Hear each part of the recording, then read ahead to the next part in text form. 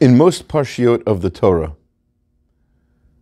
there's a break, like a tab button on your computer.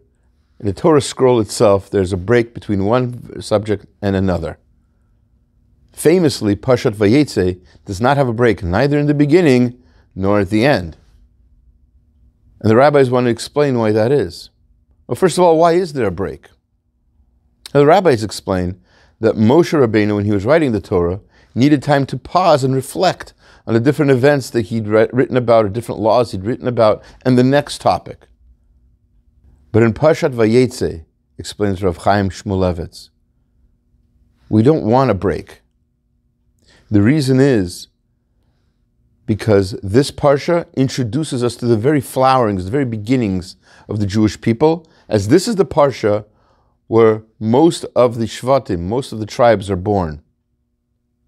As such, this Parsha, Vayetzei, symbolizes really Jewish history in its wide scope. And that's very important, because when we study Jewish history, we can't just focus on a particular event as if it lives in its own little bubble. It never is. It never does. The disputation in Barcelona was caused by something and had effects that went on for ages, and maybe even effects that we still feel today.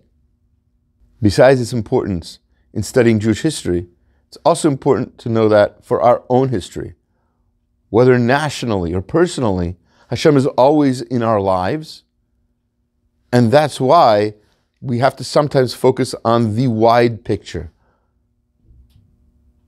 We can't miss the forest for the trees. Hashem is always with us, and He's leading us to something. And we always have a goal. We're trying to achieve something. And what that is holiness and greatness, and it's within us to be able to do that.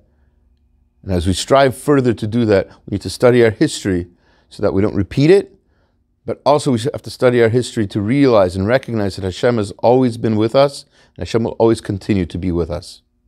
Have a Shabbat Shalom.